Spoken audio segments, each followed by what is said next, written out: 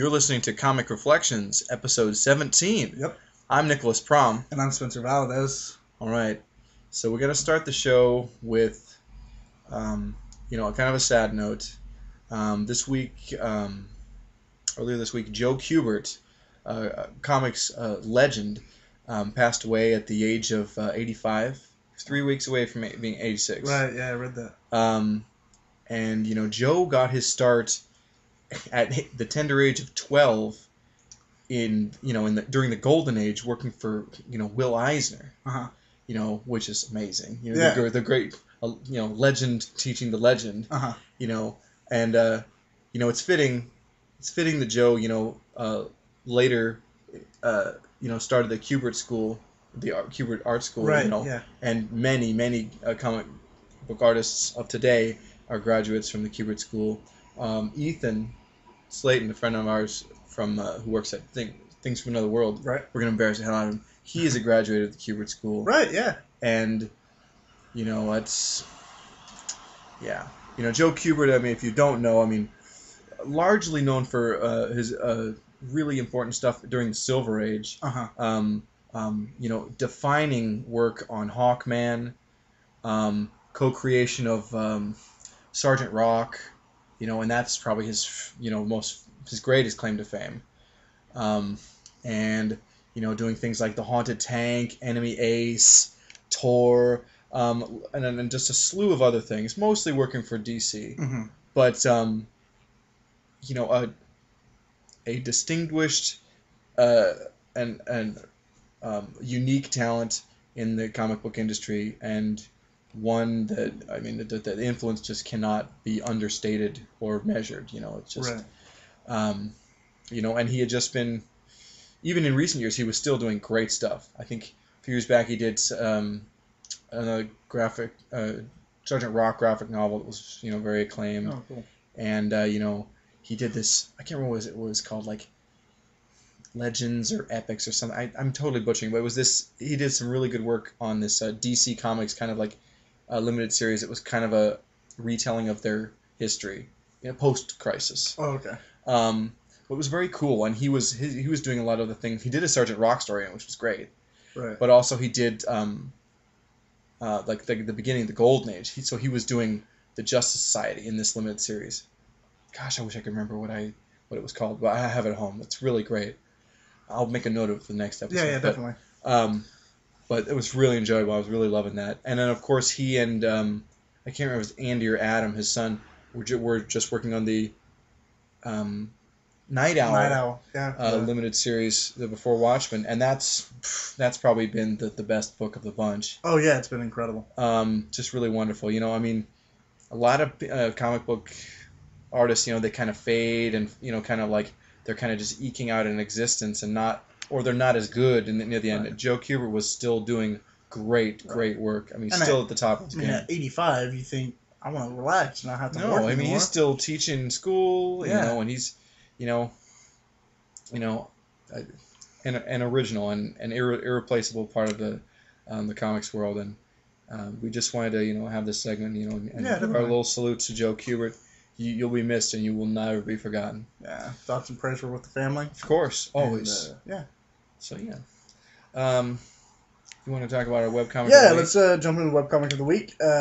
This week it comes from cad.comic.com.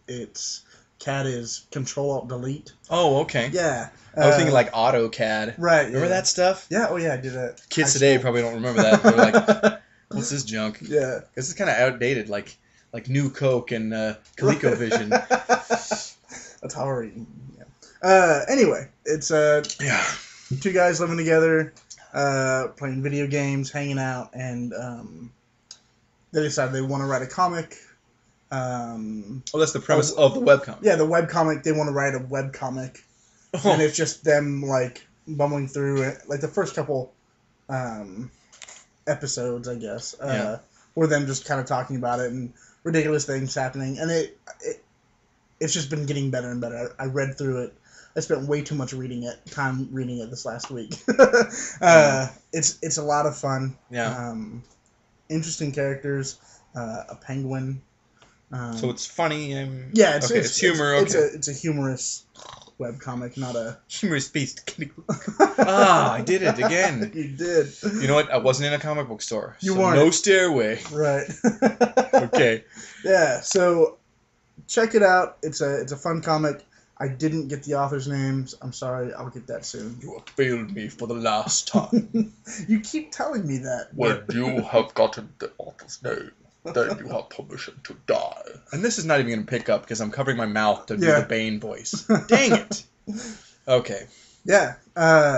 Check it out. And you had a miss this week, and I'll take a miss this week. We'll come back next week with our corrections. Like a oops. Yeah. So we'll have a little...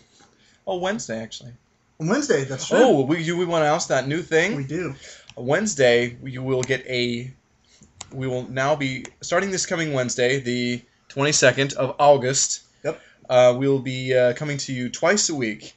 The Wednesday cast will not be about new books, but it'll just be some fun, random comic discussion.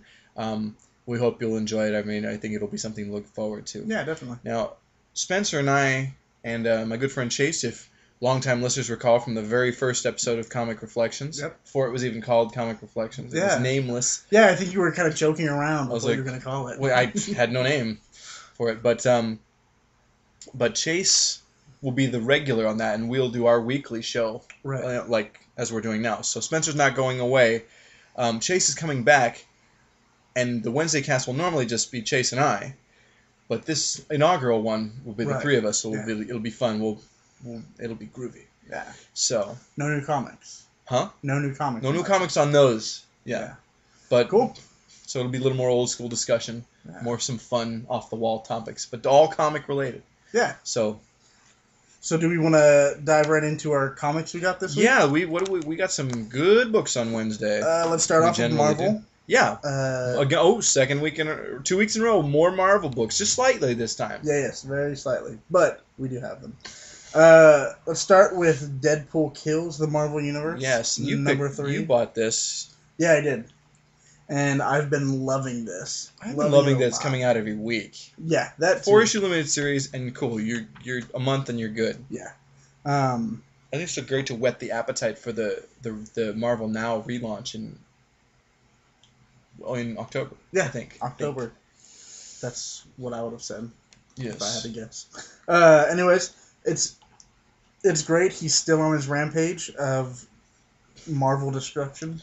I think the focus of this issue is the X-Men. Yeah.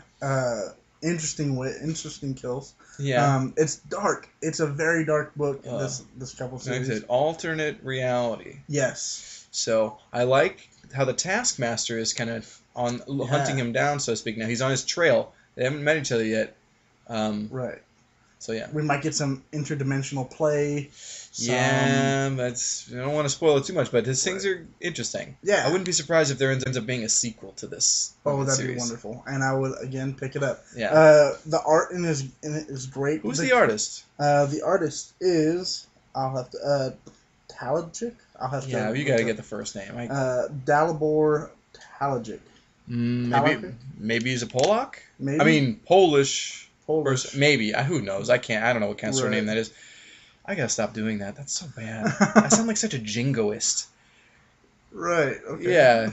You're gonna look that up later. I am gonna look that up. But you'll be like, exactly, precisely. The covers are by Care Andrews. I think he's a Swede. Pretty sure. Anyway. The covers are I'm loving the covers. I think they're painted covers. Yeah. And they just look really cool. The art, it kind of looks somewhat like Bill Sienkiewicz. A little. Okay. Who you're not too familiar with yet. I'm not super familiar with. Yeah. I'll have to point some of his stuff out to you. Yeah. He's pretty famous. But I'm a fan of the painted art. Yeah. And you have Alex Ross for that. Oh, yeah. I mean, and he's not the only guy that does painted art. But, right, but... I mean, and that's something that's like a little more painstaking, I think, than just, the pen and ink. I mean, that's more than doing your own pencils and inks. Yeah. That's pretty hardcore. Yeah. I'm always a little bummed when we see a painted cover and the insides are different. Right. You know, because I mean, painted interiors. It has to be a limited series. You never see that in ongoing. Right. Because it's just too time consuming. This is a limited series. Well, right, but I mean, this isn't like Kingdom Come. Okay, this is a goofball limited series, and it's fun. Yeah. But yeah. So yeah, I mean, it's been a good book. Yeah, I've enjoyed it. I'm looking forward to great. Looking forward to next week for that one. Number 4 is The End. Yeah, and it's like it feels like this book could go on for several more issues. Yeah. But I think they may have condensed it because a lot of the kills are like you talked about, but you're not seeing. Yeah. So yeah. Anyway. Some big kills in this book. Don't miss it. Yeah. Interesting. Last issue focused on the Avengers, and this was X-Men. This was X-Men. So yeah. Okay. Cool. Moving on. Yeah. Moving on to The Invincible Iron Man. I said last week that I was going to pick it up. Yeah. I was disappointed a little bit with it last week. Yeah. I mean, I was very interested. I was drawn in. Right. I didn't know what all was going on, but now we're just way in the story, and this is cool. Yeah. Yeah. I enjoyed this one a lot more. This is number 522? Yes, 522. I'm sorry. Oh, it's fine. Matt Fraction. I'm sorry. You're fine. I messed that up. He'll forgive you, I'm sure. I hope so. We said this last week. He's writing Hawkeye, and he's writing this and a couple others. And I feel like his writing's just getting better and better for me. Oh, from the 3 issues of comics you've read by him? Well, yeah. This is very layered. So we can look forward to that kind of thing in the Hawkeye book. Right. But this will be very interesting because this is like,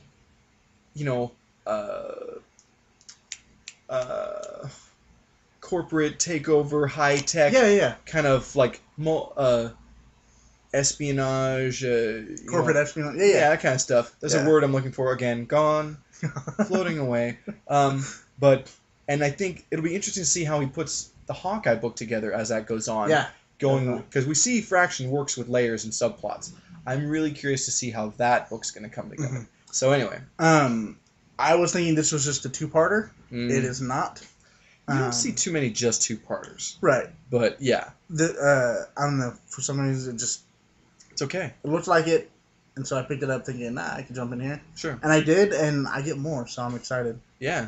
So you were kind of on the fence last week about going Iron Man. So you're gonna continue picking the book up? Yes. Cool. Because now, I mean, there was a hook at the end. So. Oh yeah, and boy, I really enjoyed reading this book as well. Right. So yeah, Iron Man's good. I really want to see Mandarin get his.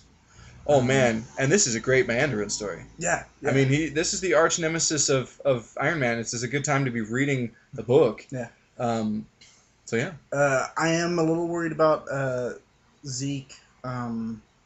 Oh, hang on, Stane. Stane, yes. Yes, he's the son of Obadiah Stane. Right. Who was a business rival of Tony Stark's. Mm-hmm. The Ironmonger. Okay, and you all saw the movie. Okay. Right. But in the comics, Stane created this inferior Iron Man armor, and the Ironmonger was like, Tony made short work of him. Right. And Stane, who had been business rivals with him, whatever, he actually committed suicide out of shame, directly following their battle. That was really kind of one of those powerful Iron Man moments. Mm-hmm. I would say it's kind of up there with the Demon in a Bottle, storyline, is Tony's alcoholism. Right. The death of Obadiah Stane. These are pretty defining milestones in Iron Man. So it's cool that we've got, his son. And also we saw, I guess, Justin Hammer's daughter has taken over Hammer Industries or whatever the company is. And so that's playing a role here too. Right. And Rhodesy is he's taken over the Iron Man. Oh, that's right. Rhodes is Iron Man. Okay. Right. And Pepper has she has her own, which that's new to me because like I said, I think we said last week I don't know, I've been reading Iron Man books for a long time, so right. So yeah, I mean, there's a lot of cool things going on in this book. I'm interested. Yeah. I'd say go back, pick up number 1 first if you haven't picked it up.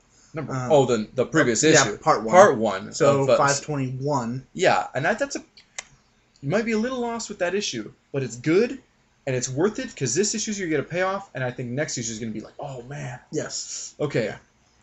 So because Tony is the prisoner of the Mandarin, and he's forcing he and Stane's son, what is it? Ezekiel. Ezekiel Stain to make this, weapons and armor and things for him. And so, yeah.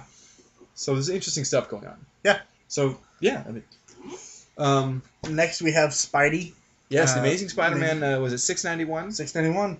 The conclusion of the no turning back storyline that's Yeah. been going on. Really great. I've loved this story. It's like Morbius, the Lizard. Cool. Yeah, cool. Yeah, I mean, what are your thoughts on this book? I mean, it was great. I don't know if it's enough to just keep me buying Spidey comics. Well, I'm not dropping the book, so right. And so you'll pick it up, and I get to read it. Yeah. This comes to a pretty interesting conclusion of this, this 4-part story. Yeah. And we gotta. Yeah, I mean, if you've been reading the book, I mean, it's a neat story with the Lizard, and it's a different take. It's definitely changing the game with how we'll see the Lizard in the future. So I'm interested. I almost wish this went on and we saw a little more development of what happened. Yeah. But this is cool, and we also see some. We had the subplot with the Kingpin and the Hobgoblin were kind of floating around, and we've got something Hobgoblin related. We get that little teaser at the end. Yeah. Coming next week actually. Yeah. Because the next issue, there's the shipping or printing schedule has turned out. We get 2 weeks in a row. We're like, yes. So that should be very interesting. Yeah. So, very cool. I'm going to continue picking up the book. It's been an enjoyable read. It's been fun. Yeah. So yes, Amazing Spider-Man. That's good reading right now. What was that number again? 691. 691. Cool. Yeah. And then the last of our Marvel books this week, Daredevil number 17. Now this is wonderful. We got a one-off issue with guest art by Michael Allred, famous for his character Madman, which is from independent press. Okay. I don't remember the publisher, but it was an indie book. Right. I haven't read tons of comics by this guy, but every time I see his art, I'm like, yes. He did a thing for Marvel a few years back called X Statics, and it was kind of an alternate reality take on like a future version of X-Force, basically. Oh, okay. Totally new characters, and it was like a reality TV show, kind of like an X-Men thing. And you know how I'm like, man, X-Men, that's actually fun reading. It's really interesting. Okay. And Allred's art, it's hard to describe. It's cartoony, but it's not little kid cartoony. No, but it looks great. And we get a wonderful, again, this is another issue. This is about, really talking about Matt and Foggy Nelson's relationship. They're having problems. I mean, as law partners right now. Right. And Foggy's just throwing Matt out. And we get a flashback to, some earlier times. And wonderful that we've got this very retro-looking art telling this, this old story. And one of my favorite characters from the history of Daredevil, Stiltman, plays a big part in here. So I'm just grinning ear to ear reading this story with Stiltman. And this is just great. Right. Mark Waid has continued to find the balance between the 60s and early 70s, more colorful, campy Daredevil stuff. I hate to say campy, but with his kind of more colorful rogues gallery. No, and then and also the seriousness and grit of the Frank Miller run. Right. So Mark Waid has found the best of both worlds. For writing Daredevil, you're thinking of that Van Halen song. I am thinking of that Van Halen song. We already did that joke a couple episodes ago. I think we did.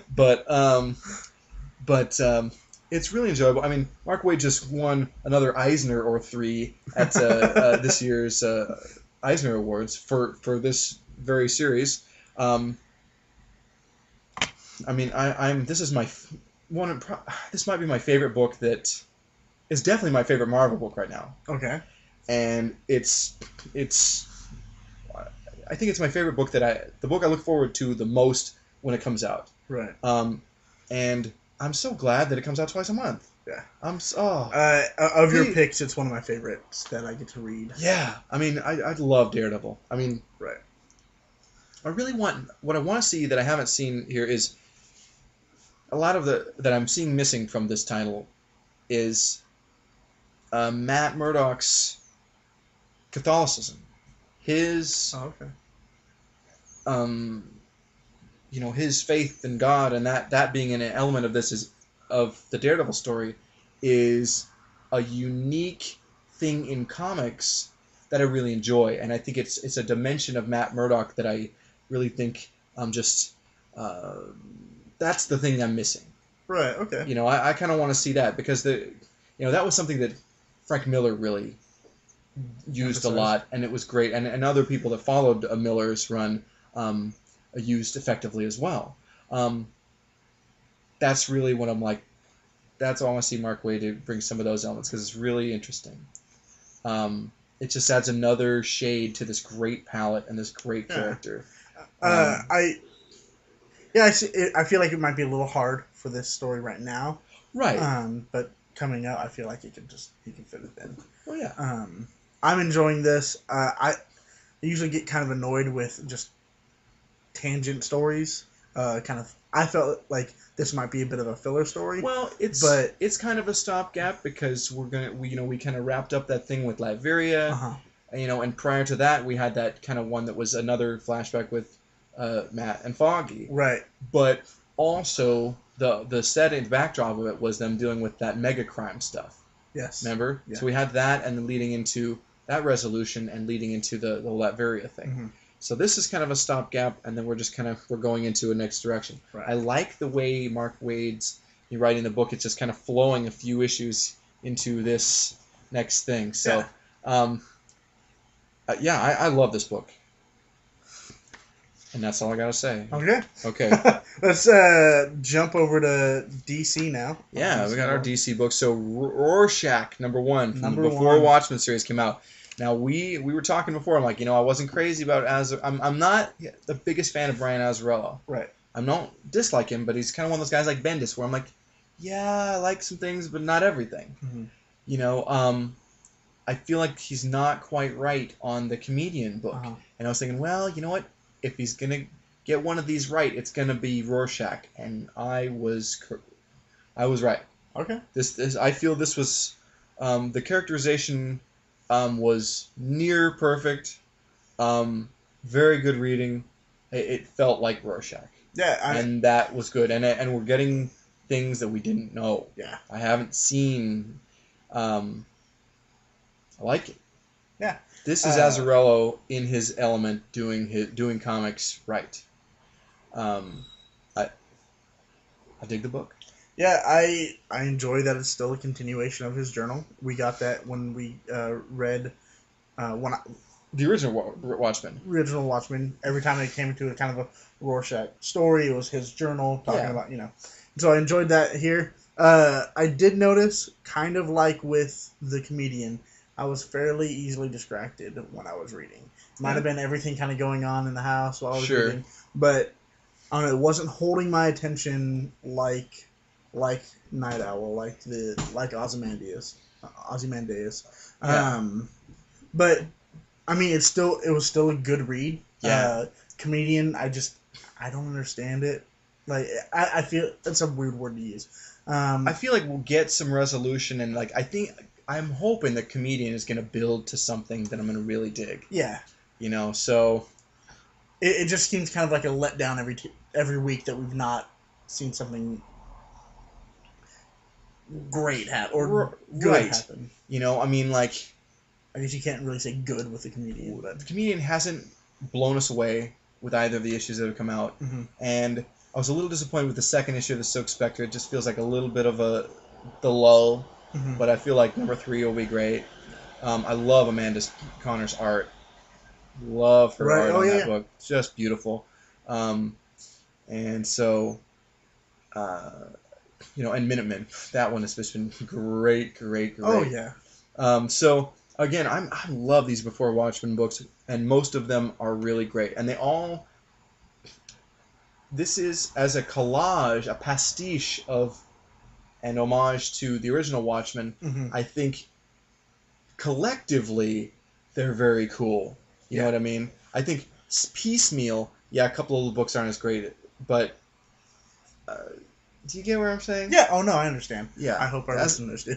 As a whole, I think even the ones that are kind of like, this feels kind of different, they're all right. Yeah. Yeah. So. Cool. Yeah. So that was Rorschach #1. Yeah. Pick it up. Yeah. Great. So these are the books that I look forward to. Oh yes, you got 2 Lantern books on Wednesday. 2 Lantern books this week. So Green Lantern number 12 came out. Yeah. And we're ongoing with this thing with Hal and Sinestro up against the Black Hand, who is such a creepy villain. Yeah. I remember reading like Bronze Age Black Hand stories, and this guy was a joke. Oh, really? Yeah, and he's become a major villain, in the last few years. It's wild. Uh-huh. Blackest Night made him a major player. Right. And so yeah, I mean, sorry, you talk about the book. Oh, I just want to say I want to give away everything. Well, don't. I can't. Just kind of where we left off previous and a little bit. Don't give away the end. Previously, Black Hand raised up his family. Yeah. And we're kind of hanging out with him, which is super creepy. So he had found that Book of the Black. Right. And now Hal and Sinestro have tracked him down. Mm-hmm. Oh, no, Hal and Sinestro had the book, and then... Did he show up? He showed up. Okay. Got the book. So, I mean, they're fighting these ghouls that he's raised. Yeah. We just say the things that are happening now, as with in Green Lantern Corps, which we'll talk in a minute, these are leading to that Green Lantern annual, which will have major repercussions in the New 52. Yeah. Oh, yeah. This is a big deal. Yeah. It's going to send waves. Oh, yeah. It's massive.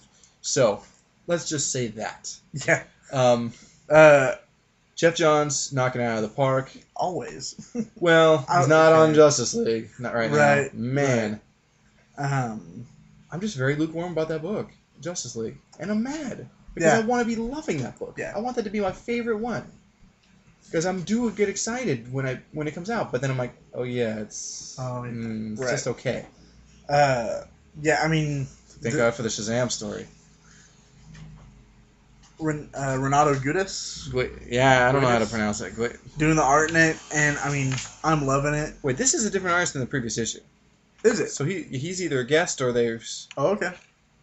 I'll have to check that out. I'm pretty sure. Okay, I could be wrong. But I mean, I love it. I think it's very good. It's gritty to me, and I really like that about, especially with Hal and Sinestro teaming up. I love how this is like basically... I mean, Sinestro has such a strong presence in this book. Yeah. I mean, and he always was the arch nemesis of Hal Jordan, but it feels like it's their team-up book. Yeah. Like, or at times it's more Sinestro's book. Uh-huh. And I'm like, I'm okay with that. Yeah. I think after the annual... No, I'm not even going to say. Don't even say. I'm not even going to say. But yeah, so, I mean, it's very good reading. I'm excited to continue with this book. So, Green Lantern Corps... Yes, we have Guy and John Stewart. This is they're still, and the other Lanterns. They are fighting the Alpha Lanterns. Yes. You'll remember this from a few weeks ago. Right. And this is the conclusion of their Alpha War. And but it's part of that ongoing, like the Guardians have planned this. They've got trickiness going on. So yeah, it's driving me nuts because I want to know everything. Oh, the annual is gonna reveal absolutely. So much. You gotta read New Guardians. I'm sure there's all this other stuff going on. Yeah, New Guardians. As much as you love Kyle Rayner, I can't believe you are not picking up New Guardians. Yeah. Anyway, I told you this. I thought he was in the Lantern Corps. Right. But I mean, Guy and John Stewart are cool too. Oh my gosh! And Tomasi has been doing a great job on this book. Absolutely. The fact that he has to work with Johns and others for this build of a story, and it's working. I don't know about Red Lanterns or Guardians right now. Yeah. But I mean, I want them bad. I want those books. So those are like next, and you're like want to be picking those books up. Yeah. Next time I don't have a bunch that new are coming out, I'm gonna be picking up some of the older back issues. Yeah. But yeah, I mean, wow, this is a great story, and we get twists and turns. Yeah. And this was a nice conclusion to that story and set up for what's coming. Yeah. Big. It's just epic battle with the Alpha Lanterns. I mean, this is a really action-filled issue. Yeah. I mean, the past few have been as well, but this one I think in particular was more battle than like. Oh yeah, and I mean. You go through the range of emotion in this book. I feel I did. Yeah, I was like, this is great. oh, The this past is few issues awesome. have This been is very good reading. Yeah. Yeah. I mean, the interplay with Guy and the other Lanterns and John Stewart have been really good. Yeah. So, I've been digging it. Yeah. So.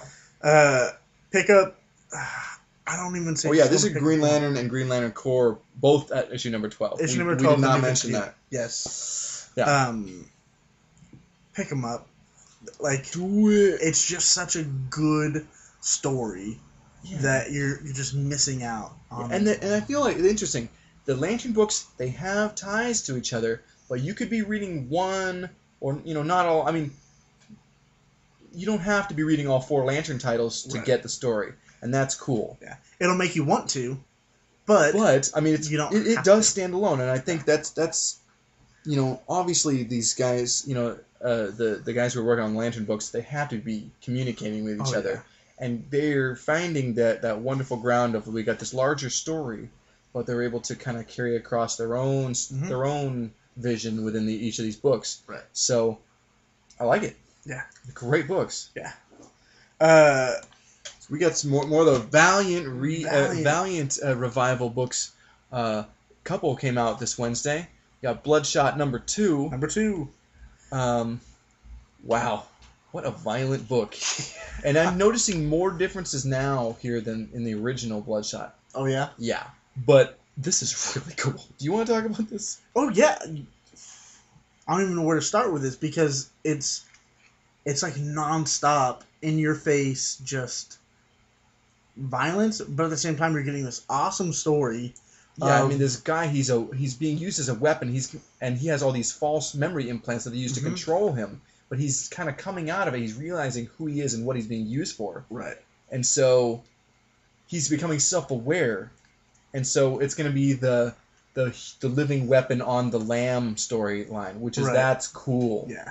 That's been done, but this is neat. It seems like the people who had control over him still can see, like, and I see what he's doing, and they still have a part of him. Yeah. But I mean, they're not in control anymore. Yeah. And that has to be terrifying to them because they know how dangerous he is. Yeah. And so who's he going to come after? Them. Exactly. I mean, he's either going to try to get as far away from possible, but at that point he'll regroup and come after them. Yeah. So I mean, this will be like, you've seen this in movies like Short Circuit and those kinds of things. Yeah. But it's been done in a lot of movies and a lot of comics. I mean, we'll get that hounded character like the Hulk, but they want to use them. This is cool. It feels very Marvel Comics. Okay. I mean, can you explain that a little bit more? I thought I just did.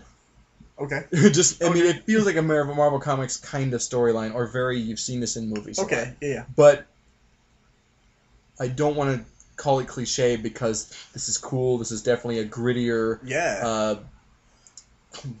It's not for the kid. I'll tell you that. It's not for the faint of heart. This is a gory book. Yeah. You see this. I mean, Bloodshot is a guy. He's like heals his body with all these nanobites and stuff, and so he's like losing limbs, get his chest shot open and stuff. I like what I like about that, and how he's taking down people he's fighting is pretty brutal. Losing limbs and stuff.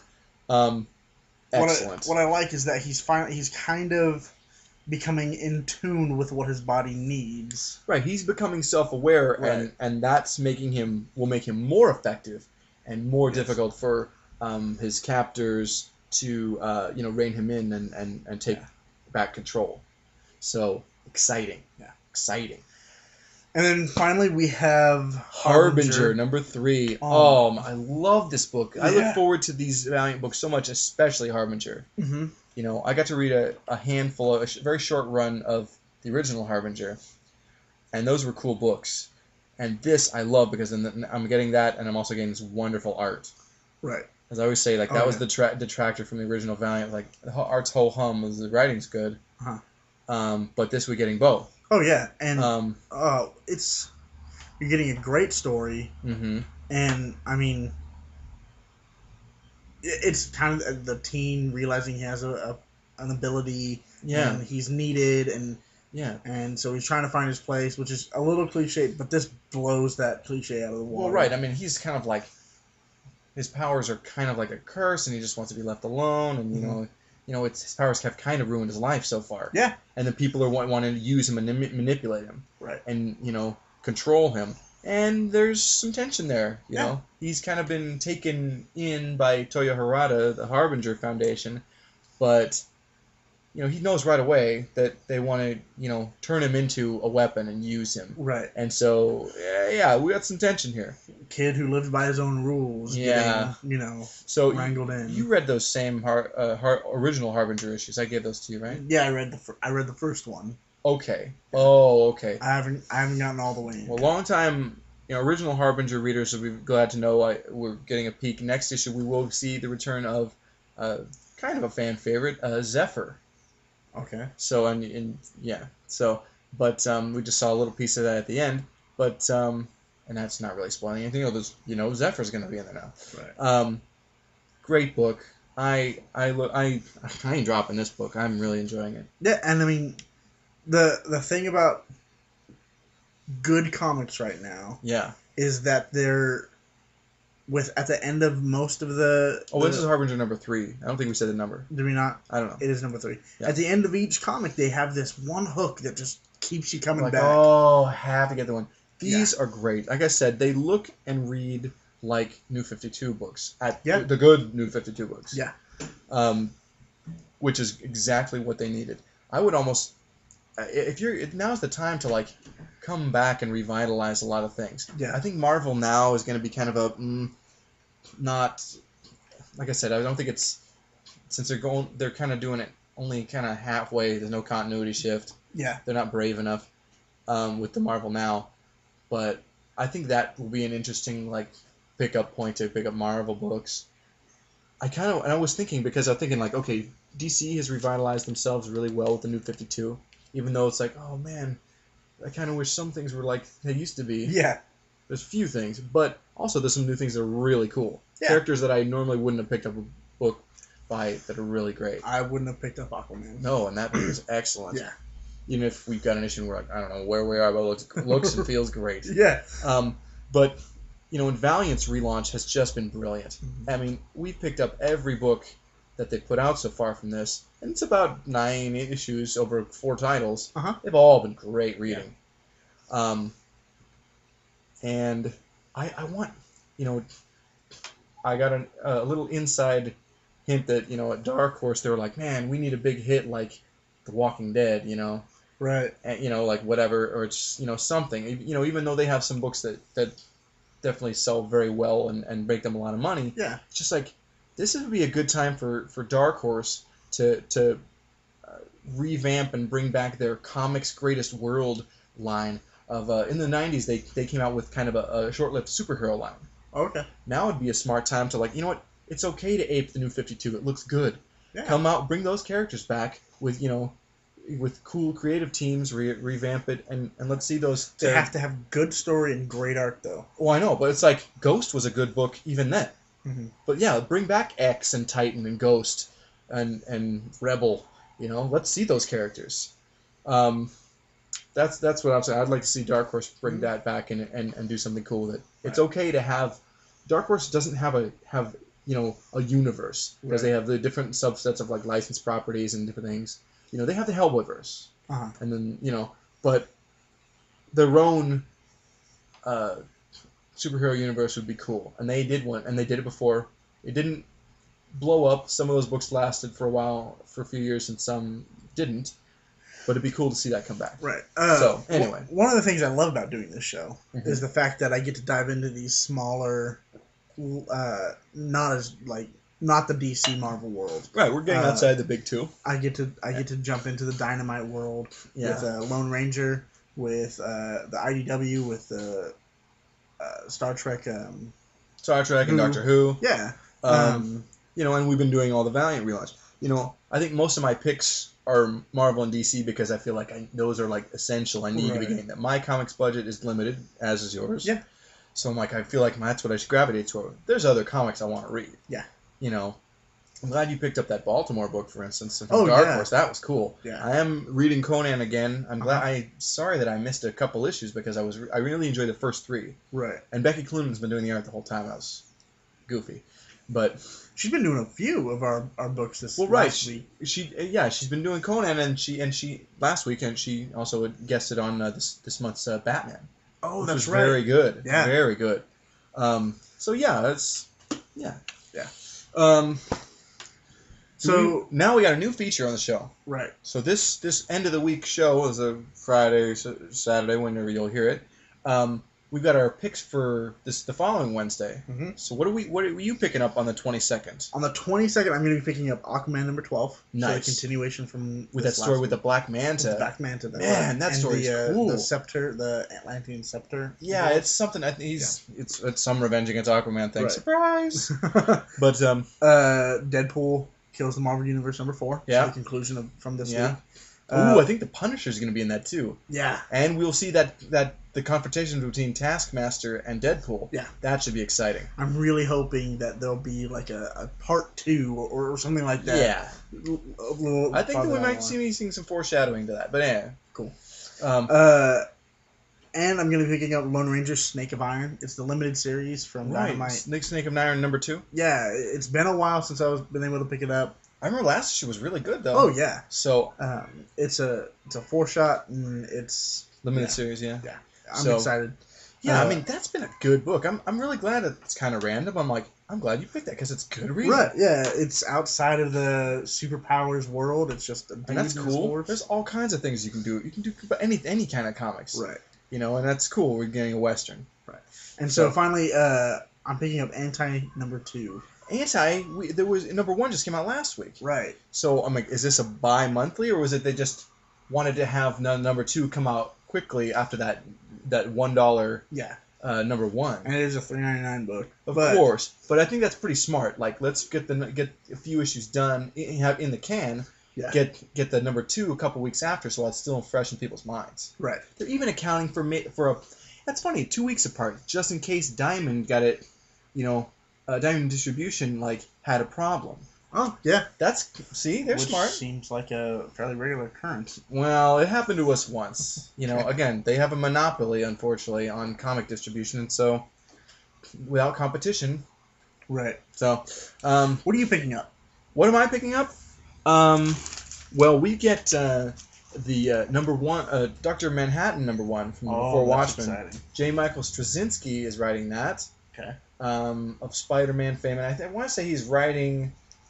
I want to say he's writing another one of the Before Watchmen books. I can't remember which one though. Okay.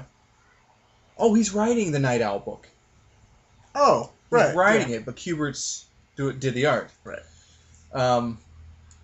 Yeah, no, that's been great. So this will be excellent. Definitely. I'm excited. And even in the original Watchmen, Dr. Manhattan's story is very riveting. Yeah. I was really drawn to that story a lot. Mm-hmm. So this book will be great. Yeah. For sure. The Flash number 12 will be coming out next week. Excellent. I don't know if it's continuing with that bit with Captain Cold and Heatwave. I'm trying to remember if there was resolution on that. But I've been loving the book so far. We've only been reading the past couple issues, but it's I love it. I love DC Comics, and I'm this just like I said, it reads like a Marvel book, of the ones that I would read when I was younger, and I'm just very happy with it. Awesome. It's just a fun book. It's a good comic. It's weird. Amazing Spider-Man comes out twice a month, but it seems like we get them 2 weeks in a row rather than 2 weeks apart. Which is okay with that. I am okay with that. We're getting a start of a new arc, and we've got something going on. We're going to see now this deal with more with going on with this deal with Kingpin and Hobgoblin. Yeah. It's this next story arc is going to be very Hobgoblin centric. Cool. I always loved the Hobgoblin, so I'm very excited. Cool. Punisher number 14 is coming out, continuing this whole deal. With. Remember they were on that ship and with all the people buying weapons from that had been acquired from supervillains and stuff. So we're continuing with that storyline. I feel like that was prior. That was the week before this last. That was the issue previous? Yeah. Remember, because we picked up 13, and they were like, what is going on? I don't know if I'm going to read this book. We went and got number 12, and they're like, oh. Okay. And so now we're getting continuation with that. Maybe I feel like this book may be a week or two late. Oh, okay. But I don't know. It's really good. Now I'm like, all right, Rucka, I want to see what you got for me. Yeah. I'm interested in this. And it's such an... There have been several... Actually, a couple in the past decade really new kind of angles on the Punisher. And I wasn't sold on Rucka's just right off. But now I'm into it. Cool. You know, the other one being Garth Ennis' run from a few years ago, which was way cool. Welcome Back, Frank. I think that was... Huh? Yeah. So, yeah. But anyway, and Mark Miller's, from... I can't remember what his imprint at Marvel is. Man, I'm just blanking. But it doesn't matter. But his, because it's not Marvel but Marvel Universe. But Super Crooks #4 is coming out. The conclusion of this story, this limited series that we've been loving. Yeah. Loving. I'm disappointed because it's coming to I wanted this to be a 6, 8, yeah. Because it seems like it's big enough story. Yeah. But maybe there'll be a sequel. I mean, it seems like some of these, he creates these little worlds and kind of does sequels to them. Mm-hmm. I know he's, and one of his ones, Superior, I think, is one that he's done a sequel, or Nemesis, or I don't know, I can't remember. But anyway, Super Crooks #4 is coming out next week. Thrilled. I'm very excited to pick that book up. Yes. Mark Miller, just about anything he does is great. So and this book has been awesome. I know this is going to be a great comic. So I feel like it's been a while, hasn't it? It's been over a month, so it's a little behind, and you get that. Right. Yeah. It happens. Don't be surprised when books are late. Right. Just be disappointed, but I feel it'll be worth the wait. Absolutely. So, I mean, that's all I've got. Yeah. You want to do our email? You do it. All right. Email us your questions, your comments. You did it again. I did. Your questions. I'm going to do this next time. Your comments. Very good. And your rude remarks, even. Very nice enunciation of your comments. At comic.reflections@gmail.com. That's right. Look us up on Facebook. We have a Facebook page. All you have to do is search Comic Reflections. Comes right up. Yep. Like us. You get links to all our videos and fun things that we find about comics online and share on there. Yes. Tell all your friends and your Grammy and your grandpa about our show. They'll love it. Yes. We're nice and polite. Yes. Okay. Have a good one. Until Wednesday.